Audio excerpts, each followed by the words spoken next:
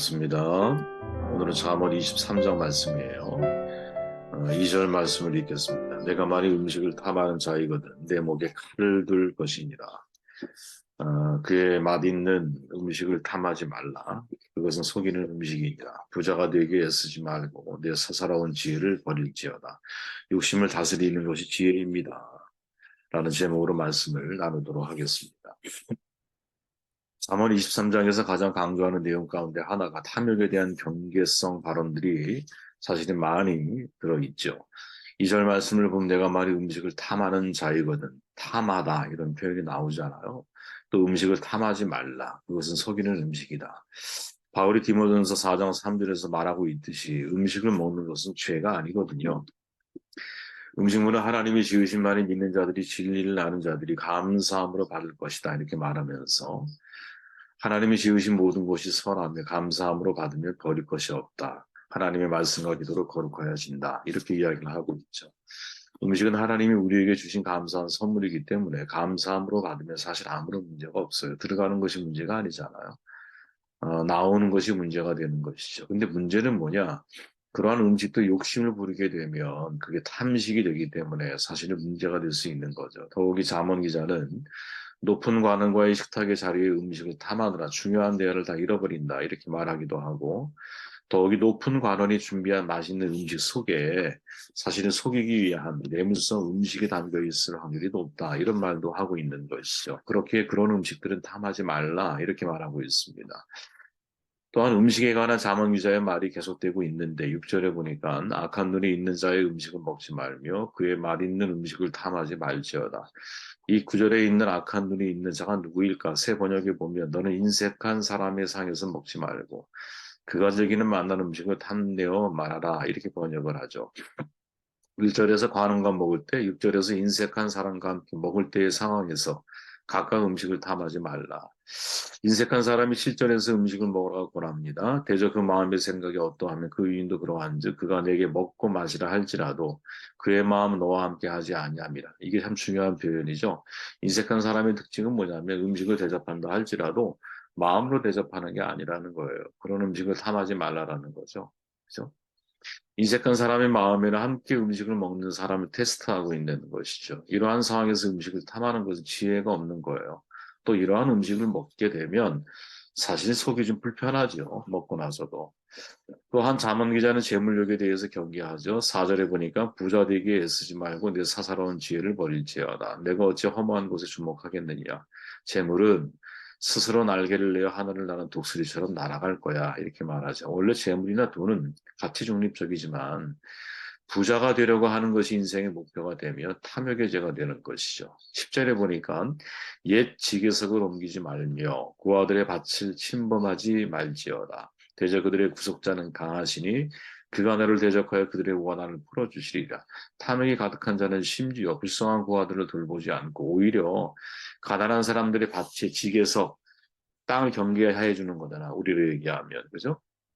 그 지게석을 옮기는 탐욕의 죄를 범할 수 있다라는 것이고 그렇게 만약에 범하게 되었을 때는 하나님은 고아를 돌보시는 분이고 고아들의 원한을 풀어주시는 분이기 때문에 너희들을 하만에 가만히 두지 않을 것이다. 이렇게 자문 기자가 이야기하고 있는 거죠. 이것은 예수님의 권면과도 연결이 됩니다. 누가복음 12장에 가면 삶과 모든 탐심을 물리치라.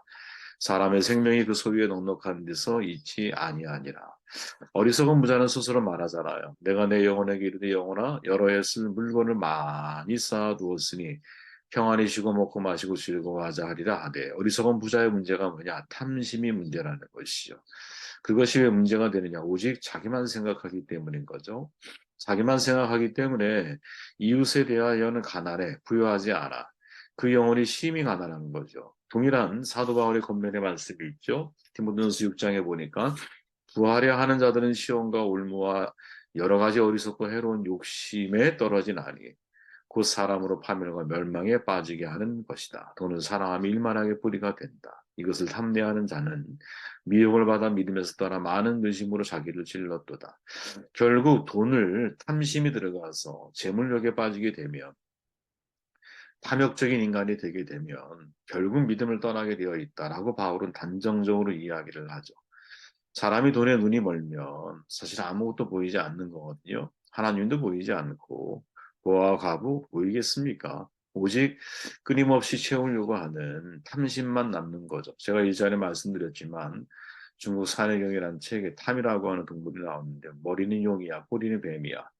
뭐든지 보이는 대로 집어삼켜요. 온 우주 만물에 있는 것들을 다 집어삼켰어. 근데 마지막 먹을 걸 찾다 보니까 자기 꼬리가 보여. 꼬리부터 해서 먹기 시작했더니 무로 돌아가더라. 참 이 동양적인 사고에서 나오는 발상이 아닐까 하는 생각을 해봐요. 그죠? 근데 우리는 이해가 되죠. 무슨 말인지. 야, 탐이라는 동물이 그런 거구나. 서울대 명예교수 정신분석가이자 정도원 교수가 아주 간략하게 탐욕을 정리를 해줘요. 탐욕은 욕심이 지나친 상태. 아, 그렇죠, 여러분. 어느 정도까지의 욕망을 가지고 인생을 살아가는 것, 본능적인 욕구에 충실하게 살아가는 것, 이건 여러분 제가 볼 때 큰 문제가 아니라고 봐요. 근데 항상 그런 것들이 무엇? 욕심과 만나서 이제 욕심이 지나치게 될 때 우리가 가지고 있는 모든 욕구들이 엄청난 문제, 엄청난 잘못으로 흘러갈 수 있다는 인류 역사에서 종교나 철학이 탐욕을 부정적으로 정의해 온 것, 이유가 뭐냐? 탐욕이 세상에 널리 퍼져 있다는 증거라고 말을 해요. 그리고 이 탐욕의 뿌리가 어디에 있을까? 정신분석적으로 보면 입에서 본능적으로 만족을 찾는 구강기라는 게 있잖아요. 구강기, 프로이트의 말처럼. 제대로 젖을 먹지 못하고 고생했던 경험에서 유래한다는 주장이 있어요. 그러니까 어릴 때 젖을 내가 만족스럽게 먹지를 못해. 그러면 어릴 때부터 굶주림에 대한 두려움과 또 엄마에 대해서 떨어지기 시작하면서 느끼는 불안이 이게 탐욕으로 연결된다라는 설명을 하고 있어요. 어린 시절 충족되지 못했던 배고픔. 여기에 대한 심리적인 복수가 뭐냐? 그게 탐심이라는 거죠. 그리고 정동원 교수가 탐욕의 특징을 세 가지로 정도를 하는데 아주 의미 있다고 보거든요. 첫째, 탐욕은 여러분 브레이크가 고장난 채 달리는 자동차와 같다. 멋진 표현이죠. 정말 좋은 차는 뭐냐? 브레이크가 좋아야 되잖아요. 멈추지 못하면 여러분 끝난 거죠. 대형 사고가 날 수밖에 없는 거죠. 그죠? 그러니까 자신이 얻고자 하는 물건, 지위, 소속 집단에 대해서 욕망이 포기되어지지 않는 거야. 무엇인지 내가 탐욕에 눈이 멀면 욕심이 지나친 상태이기 때문에 현실 판단력이 떨어지게 되고, 그죠? 아직 내 손에 잡히지 않은 것을 잡기 위해서 끊임없이 브레이크가 고장난 자동차처럼 달려가는 거죠. 여기서 회복되는 건 너무나 어렵다는 거예요. 쉽지가 않다는 거예요. 결국 자기 자신도 또 타인도 파국에 이르게 만드는 힘을 이 탐욕이라는 것이 가지고 있다라는 거죠. 둘째는 탐욕이 편식과 같다라는 거예요. 그래서 불균형을 초래한다고 말을 해요. 참 재밌는 표현인데 탐욕스러운 사람들에게 있어서 다른 사람은 어떤 존재이냐? 그 사람 자체에 대한 존중감이 아니라 내 목적을 성취하기에 필요한 수단과 도구로 그 사람을 바라보는 거죠.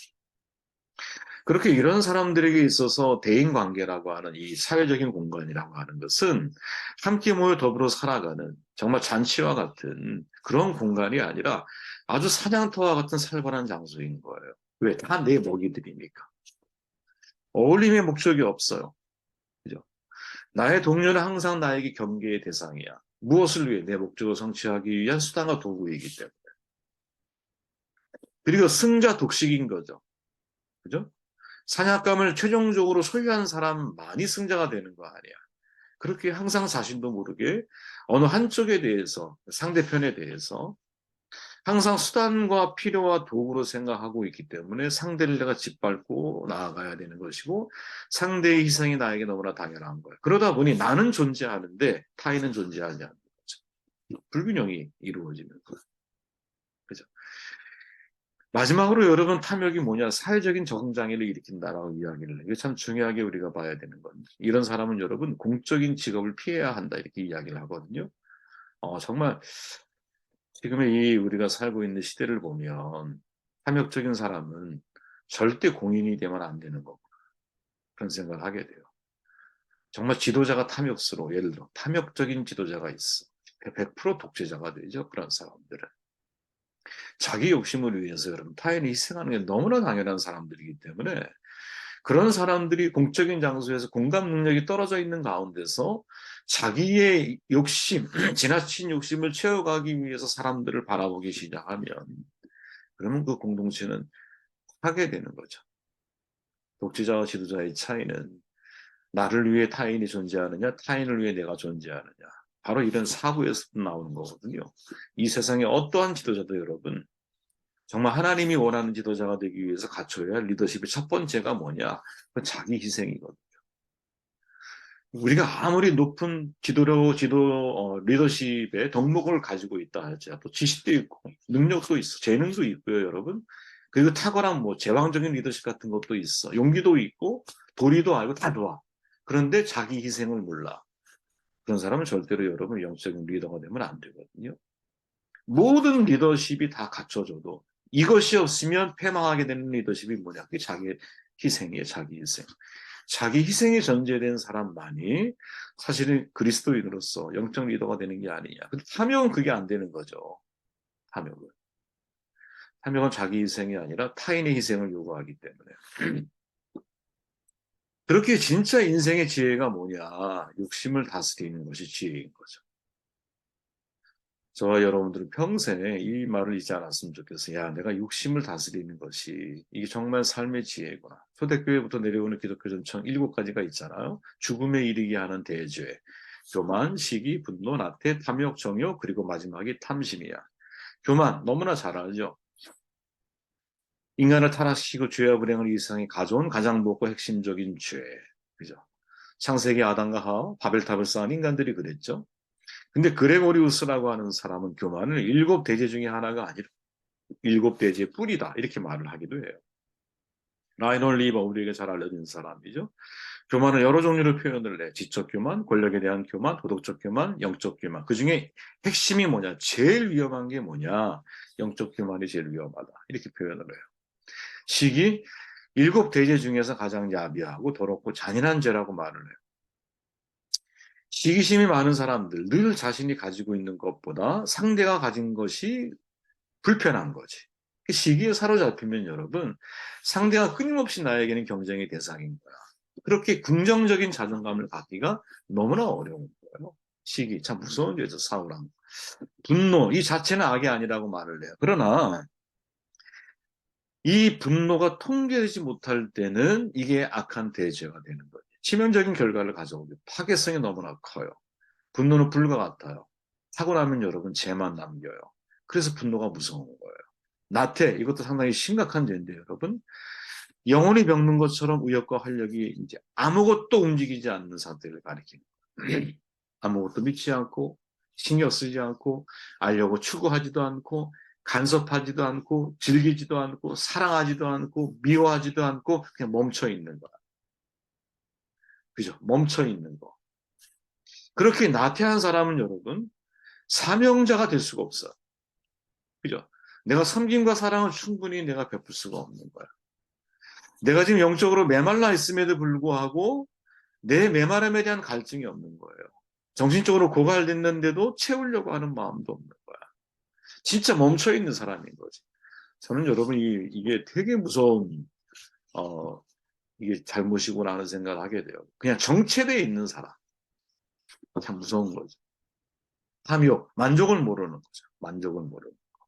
정욕, 말 그대로 여러분 이 인간이 가지고 있는 이 어떤 본능적인 욕망, 그게 성적인 것이든 식욕이든 어떠한 욕망이든지 간에 이 욕구를 가지고 있다는 것은 여러분 잘못된 게 아니잖아. 아니 배가 고파야 먹고 싶은 생각이 들어야 밥을 먹지.